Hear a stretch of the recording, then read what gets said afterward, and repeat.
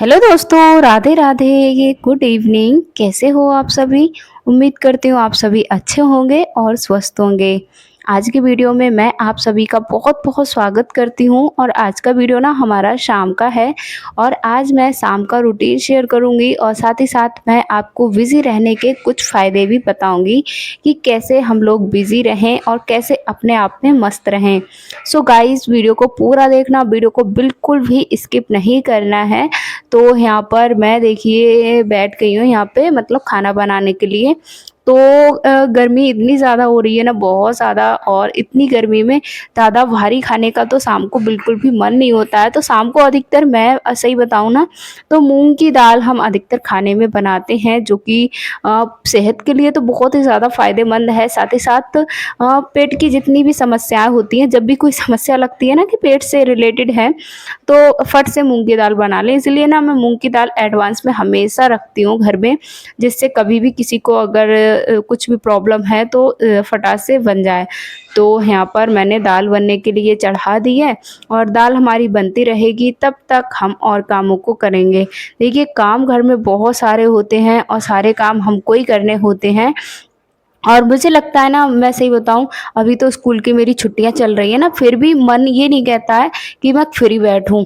1-2 दिन तो मैंने सो भी ली थी दोपहर में, लेकिन उसके बाद ना मुझे सोकर उठने के बाद इतना ज़्यादा अजीब-सा लगता था, मतलब ऐसा लगता है जैसे मैं बीमार हूँ, ऐसा कुछ लगता था। तो फिर मैंने ना सोने की आदत अपनी बिल्कुल हटा दी और मैं अपने आप को बिज़ी रखने लगी। देखिए, बिज़ी तो मैं हमेशा से ही रहती हूँ, जैसे अभी तो स्कूल की छुट्टियाँ हैं, तो इतना ज़्यादा काम नहीं है घर पे, लेकिन फिर भी ना मैं कोई ना कोई काम निकालती रहती हूँ और मैं मतलब पूरा टाइम सिर्फ़ अपने और अपने काम को ही देती हूँ। मतलब देखिए, आराम करने का क्या ही है, इतनी बड़ी रात होती है, सो लेंगे 7-8 घंटे। एक नॉर्मली अ अ, अच्छी होती है सोने के लिए। अगर 6 से 7 घंटे हम प्रॉपर पूरी नींद लेते हैं, तो हम बिल्कुल फिट रहते हैं।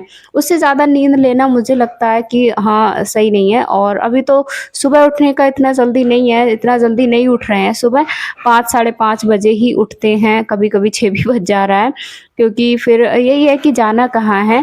तो इस वजह से ना हम सुबह का तो ऐसे ही रह रहा है, लेकिन अपना आराम से नींद पूरी करके उठते हैं। तो गर्मी इतनी ज़्यादा हो गई है, बहुत ज़्यादा। आपके यहाँ मौसम का कैसा है हाल है? कमेंट में ज़रूर बताना। साथ ही साथ आप सभी इतना प्यार और सपोर्ट कर रहे हैं, इतने अच्छे-अच्छे कमेंट करते हैं, उसके लिए आप सभी का बहुत-बहुत धन्यवाद। दाल हमारी उधर बन रही है और इधर में हम बनाने बैठ गए हैं रोटियाँ, और गरमा-गरम रोटियाँ देखिए दाल के साथ, वही क्या मज़े आ जाते हैं। तो यहाँ पर मैं रोटियाँ बनाने के लिए बैठ गई हूँ। आज मैंने ना इस एंगल में वीडियो शूट किया, बस मैंने करके देखा कि कैसा लगेगा, बस इसी, और कोई मकसद नहीं है मेरा। लेकिन मैंने कहा चलो इसी तरीके से आज वीडियो आप सभी के साथ शेयर करते हैं, आप सभी देखते हैं कैसा प्यार सपोर्ट करते हैं। और आप बताना इस एंगल में वीडियो कैसा लग रहा है। वैसे शॉर्ट का तो नहीं है ये, लॉन्ग ही वीडियो रहेगा। तो यहाँ पर मैं रोटियाँ बनाने के लिए बैठ गई हूँ। मगर से मैं कर लूंगा। आज नहीं बनी होता। नहीं मगर आज नहीं आ रही हूँ। आ रही हो।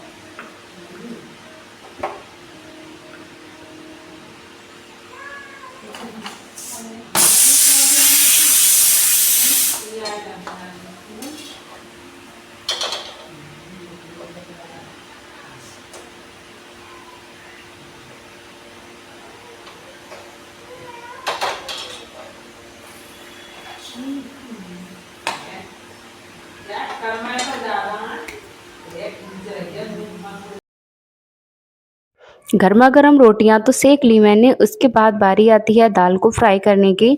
तो दाल तो भई फ्राई अगर कर लो ना, तो उसका टेस्ट और ज़्यादा बढ़ जाता है। तो मैं यहाँ पर दाल को फ्राई करने के लिए मैंने लिया है सरसों का तेल, और थोड़ा-सा मैं डालूँगी ज़ीरा, क्योंकि ज़ीरा भई हमारे पेट से रिलेटेड सारी समस्याओं को बहुत ज़्यादा दूर करता है, और साथ ही टेस्ट जो फ्लेवर आता है वो भी बहुत अच्छा निकल के आता है।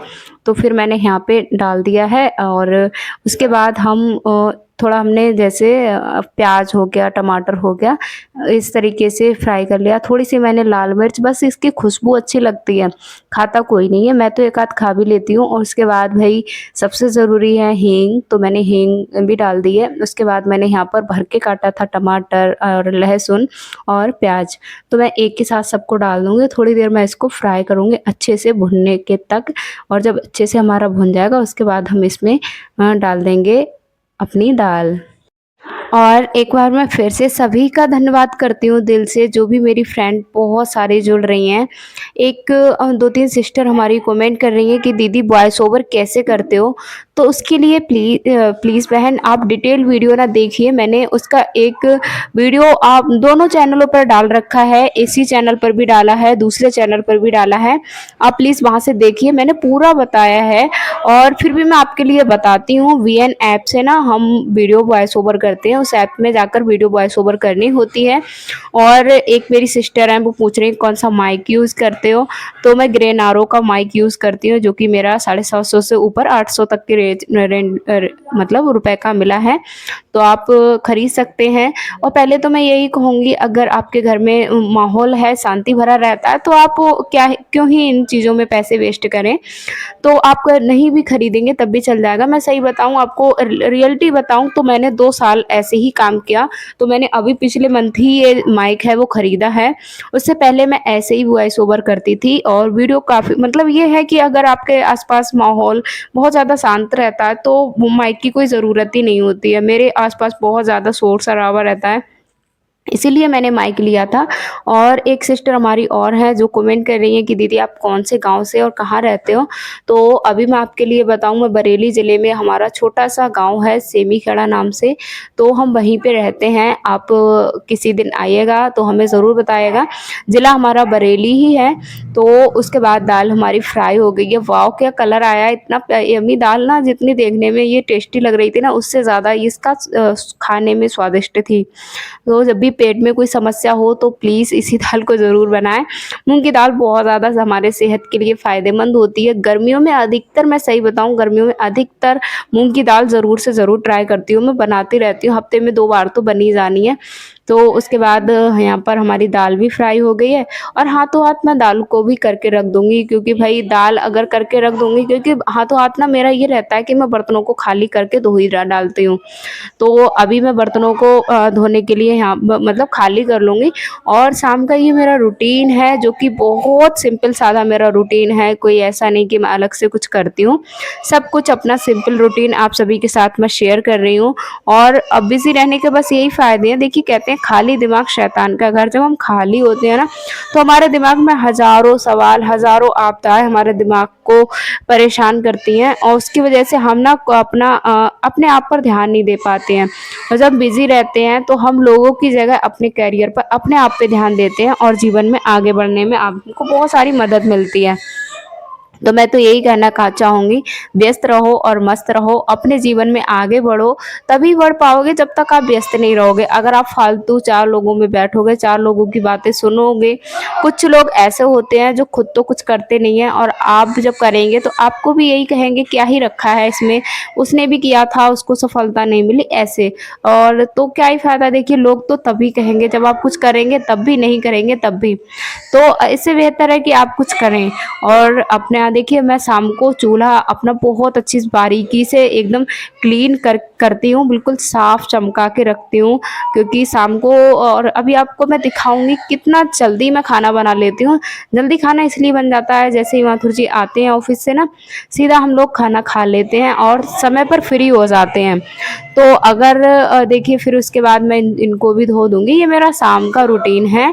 तो शाम को फिर बारी आती है पूजा करने की। बर्तन मैंने नल पे ही रख दिए थे, मैंने कहा बर्तनों को बाद में धो लूँ, क्योंकि एक शाम की पूजा करने का एक समय होता है, समय पर अगर पूजा पाठ हो जाए तो ज़्यादा अच्छा रहता है। तो फिर यहाँ पर हमारी भांजी पूजा कर रही हैं, तो मैं यहाँ पर खड़ी हूँ। तो आप देखिए, मैं सही बताऊँ, इतना ज़्यादा मतलब सुकून मिलता है शाम को अगर दिया बाती करके उठो, तो अपने मन की बातें, जितनी मन में बातें होती हैं ना, हज़ार बातें होती हैं जो हम किसी से नहीं कह पाते हैं। बस मेरे मन में जब भी जो बातें आती हैं ना, मुझे लगता है कि मैं किसके सामने रखूँ, तो मुझे इनके अलावा कोई नहीं दिखता है और मैं इनसे अपने मन की बातें शेयर भी करती हूँ और मुझे लगता है कि हाँ, ये सच में सुनती हैं, मुझे रास्ता भी दिखाती हैं। तो जब भी मन भारी हो, उदास हो, कुछ समझ में नहीं आए तो सीधा उठो और मंदिर में चले जाओ, माता रानी से, भगवान से, ईश्वर से अपने मन की सारी बातें बोल दो, बेझिझक बोल दो, जो भी आपके मन में सुख दुख अच्छा बुरा जो भी आ रहा है ना, बोलो।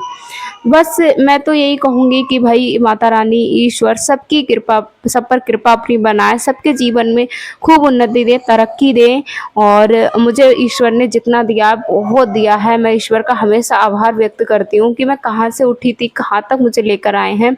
तो उनकी बदौलत ही मैं यहाँ तक आ पाई हूँ। तो उनका तो मेरे ऊपर बहुत बहुत एहसान है, एहसान ही समझ लीजिए। एक कहते हैं ना, डूबती कश्ती को उन्होंने किनारे लगाया है। तो मुझे तो उनके अलावा अपने जीवन में कोई ऐसा सच्चा दिखता नहीं है जो है। तो उसके बाद मैंने खाना भी सब लोगों ने खा लिया। खाना खाने के बाद यहाँ पर बर्तन धुल के मैं रख दूँगी, हाथों हाथ। खाना खाने के बाद सीधा हम बर्तन धो लेंगे। मम्मी बताओ खाने क्या है?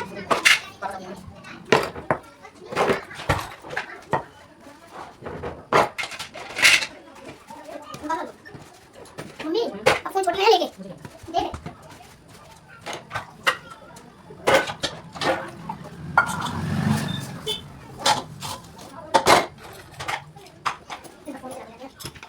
Rồi ra có đi. Tú bay lắm luôn ra. Papa nó cắn cái gì nó chọc papa nó. Cái papa nó cắn. Để nó papa đi tăng mà con không. Mà đây con papa nó cắn cái gì. Không cắn. Tôi quá. Tôi để cái này kìa. Tôi để cái này ăn cái này. Tôi sẽ đi.